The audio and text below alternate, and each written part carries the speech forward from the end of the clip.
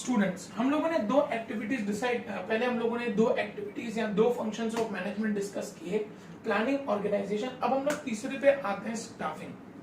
Students, कोई भी business बिना स्टाफ के सक्सेसफुल नहीं हो सकता। आज आप लोग स्कूल में जाते हैं, स्कूल में आपके टीचर्स का स्टाफ है। आप लोग एक चीज सोचो कि एक दिन आपके स्कूल का सारे टीचर्स का स्टाफ छुट्टी पे चला जाता है। Is it possible to run a school without a staff? It's just small example of a school. आप बड़ी बड़ी एंटरप्राइजेस का एग्जाम्पल ले लो जहाँ पे लाखों वर्कर्स काम करते हैं।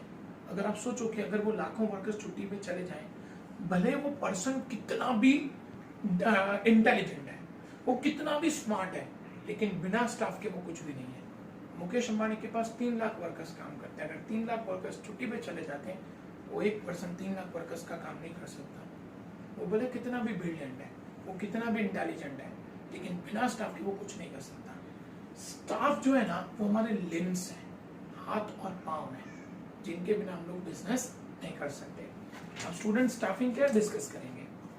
Employees are arms and legs of unit. According to doctor George Terry, staffing is concerned with availing and maintaining satisfactory man power. Staffing का मतलब होता है कि अच्छे लोगों को अपने साथ जोड़ना, एंड सेटिस्फैक्टरी, वो सेटिस्फैक्शन के साथ काम करें, उनको काम करने में मजा आना चाहिए। ये हमारा स्टाफिंग कहलाता है। Where there is a business organisation, there will be existence of staff. जब तक बिजनेस चलेगा तब तक हमारे पास स्टाफ रहेगा। Any organisation without staff is like a mere skeleton. अगर स्टाफ नहीं है तो वो हाड़ पिंजर है जिसका कोई यूज नहीं है। बिना स्टाफ के हम कोई काम नहीं कर सकते। Activities of any business unit depends on it's staff. कोई भी बिजनेस अपने स्टाफ पे डिपेंडेंट है। Staffing is related with recruitment of employees for the right position. Staffing में क्या क्या इंक्लूड हो जाता है? सही लोगों को सही पोजीशन के लिए सिलेक्ट करना, एट द राइट टाइम, सही टाइम पे, इन द राइट नंबर। कितने एम्प्लॉइज की जरूरत है? जितने एम्प्लॉइज की जरूरत है न उससे ज्यादा एम्प्लॉइज होने चाहिए, न कम। कम होंगे तो काम अटक जाएगा, ज्यादा होंगे तो खर्चा बढ़ जाएगा। ये देखना स्टाफिंग का काम है कि कितने एम्प्लॉइज की कब जरूरत है। विद द राइट क्वालिफिकेशन, और प्रॉपर क्वालिफिकेशन के एम्प्लॉइज हमारे पास अवेलेबल होने चाहिए। It also include selection, proper staff का सिलेक्शन करना, फिर उनको ट्रेनिंग देना ताकि उनका नॉलेज बढ़ सके, उनको ट्रांसफर करना, जिस जगह पे हमें उनकी जरूरत है वहां पे उनका ट्रांसफर करना। अगर वो अच्छा काम कर रहे हैं तो उनको प्रमोशन देना, डिसमिस करना। अगर वो प्रॉपर काम नहीं कर रहे हैं तो उनको थोड़े टाइम के लिए निकाल देना। उनका रिटायरमेंट अगर उम्र हो गई है तो, and welfare activities of employees. और जब उनकी रिटायरमेंट हो जाए तो अच्छे खासे पैसों के साथ उनका फ्यूचर सेफ हो, वो सारे काम हमारे स्टाफिंग में इंक्लूड हो जाते हैं। Enthusiasm and zeal of employees are boosted if they are satisfied. अगर आपका स्टाफ सेटिस्फाइड है ना, तो उनका कॉन्फिडेंस बढ़ेगा, उनको काम करने में मजा आएगा, और जितना उनको काम करने में मजा आएगा उतना अच्छा काम वो आपके बिजनेस के लिए करेंगे। Ultimately it will lead to increase in productivity and efficiency of organisation. जितना उसको मजा आएगा काम करने में, उतना आपका प्रोडक्शन बढ़ेगा और उतना आपके बिजनेस का प्रॉफिट इंक्रीज होगा। Staffing function studies problems related to employees. Staffing में हम एम्प्लॉइज के रिलेटेड की क्या क्या प्रॉब्लम्स हैं वो हम लोग डिस्कस करते हैं। The success of any business depends on it's employees. मतलब एम्प्लॉइज के रिलेटेड जो भी डिसीजंस हैं वो सारे के सारे हम लोग स्टाफिंग के बेस पे ले सकते हैं। At present staffing also includes man power planning. कितने वर्कर्स की जरूरत है, कब वर्कर्स की जरूरत है, उनकी क्या क्वालिफिकेशन होनी चाहिए, ये सब चीजों के बेसिस पे वर्कर्स का सिलेक्शन करना वो भी स्टाफिंग का एक पार्ट है। ह्यूमन रिसोर्स डेवलपमेंट, उनका डेवलपमेंट करना, उनको ट्रेनिंग देना। इवेल्यूशन ऑफ वर्क, उनके काम को इवेल्यूएट करना कि उन्होंने कितना अच्छे से काम किया है। जॉब एनालिसिस, ये देखना कि वो अपने काम से सेटिस्फाइड है, नहीं है, क्या रीजन है। ये सब एक्टिविटीज स्टाफिंग में इंक्लूड हो जाती हैं। It is the strong belief of every progressive management that a satisfied staff is an invaluable asset of business. हमेशा हमारा जो स्टाफ है ना, वो सेटिस्फाइड होना चाहिए, तो ये हमारा बिजनेस ग्रो कर सकता है। स्टूडेंट्स चौथा एक्टिविटी जो आता है ना, वो आता है डायरेक्टिंग। डायरेक्टिंग का मतलब होता है कौन किसको गाइड करेगा। स्टूडेंट्स भले कितना ही एफिशिएंट एम्प्लॉय है, लेकिन कोई एक स्टेज ऐसा आएगा कि जहां पे आके वो अटक जाएगा और वहां पे उसको एक प्रॉपर गाइडेंस की जरूरत है, और वो एक्टिविटी हमारा डायरेक्शन प्रोवाइड करता है। डायरेक्शन का मतलब होता है सिंपल टर्म्स में टू गाइड समवन, उसको गाइड करना।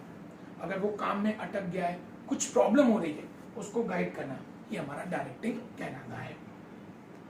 Direction means to guide and to supervise the employees for accomplishment of objective.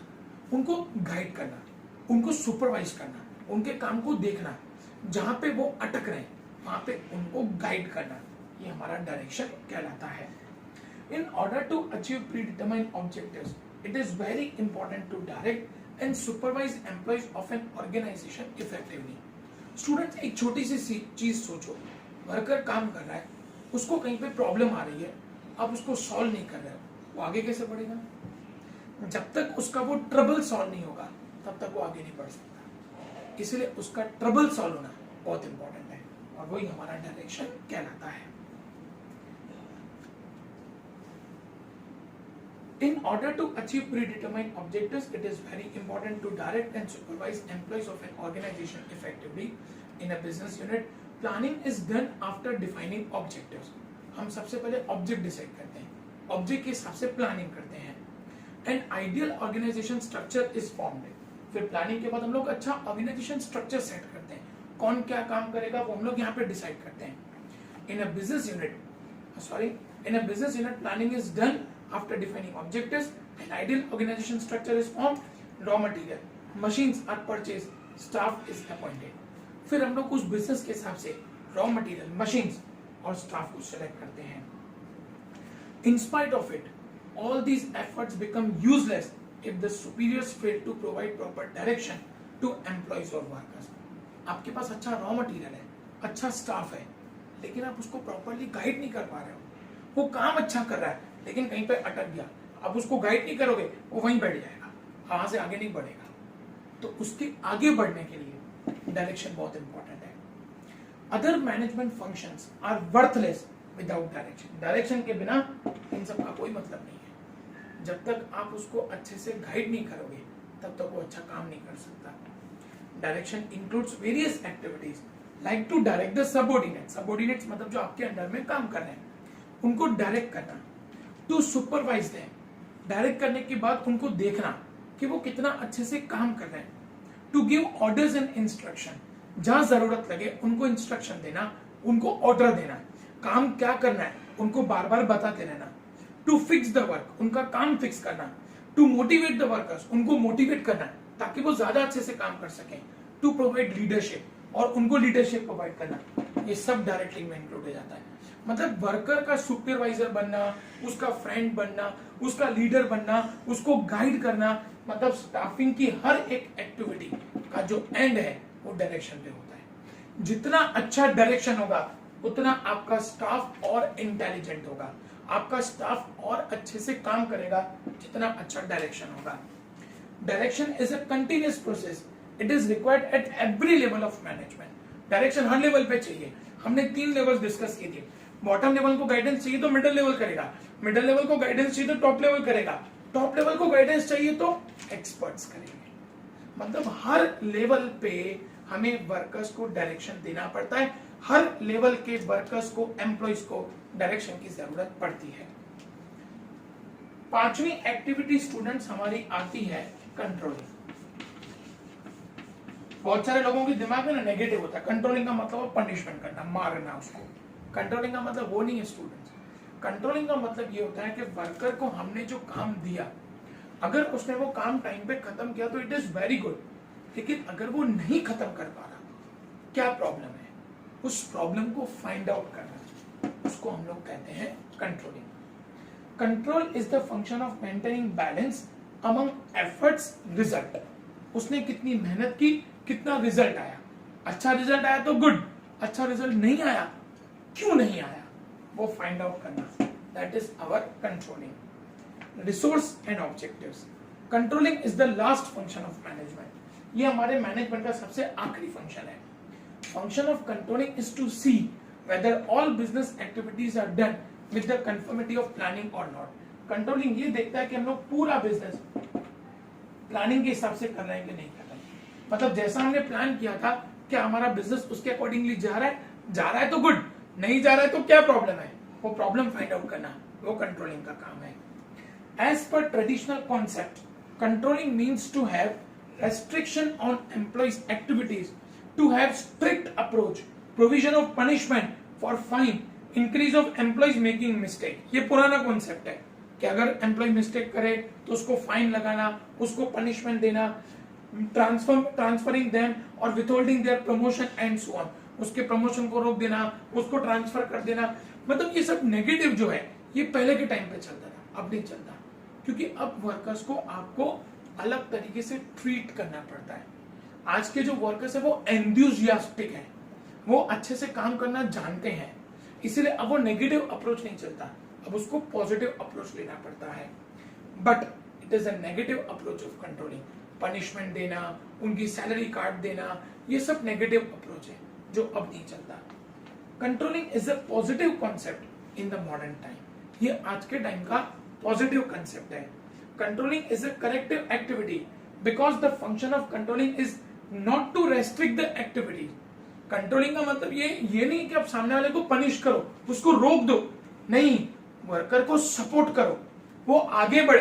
अगर आगे बढ़ने में उसको कोई प्रॉब्लम हो रही है तो उस प्रॉब्लम का सॉल्यूशन दो, वो हमारा कंट्रोलिंग कहलाता है। But to direct them in the right direction if these activities are not done as per planning. अगर वर्कर प्लानिंग के हिसाब से काम कर रहा है तो प्रॉब्लम ही नहीं है, लेकिन अगर वो प्लानिंग के हिसाब से काम नहीं कर रहा है, क्या प्रॉब्लम आ रही है, उस प्रॉब्लम को फाइंड आउट करना और उसका सॉल्यूशन देना, वही हमारा कंट्रोलिंग कहलाता है। The function of controlling is to see that mistakes made in past are not repeated in future. Student, हर एक इंसान गलती करता है, लेकिन वो गलती रिपीट नहीं होनी चाहिए, यही हमारा कंट्रोलिंग कहलाता है। कंट्रोलिंग ये समझाता है कि पास्ट में जो गलतियां हो गई सो हो गई, लेकिन वो गलती अब फ्यूचर में रिपीट नहीं होगी।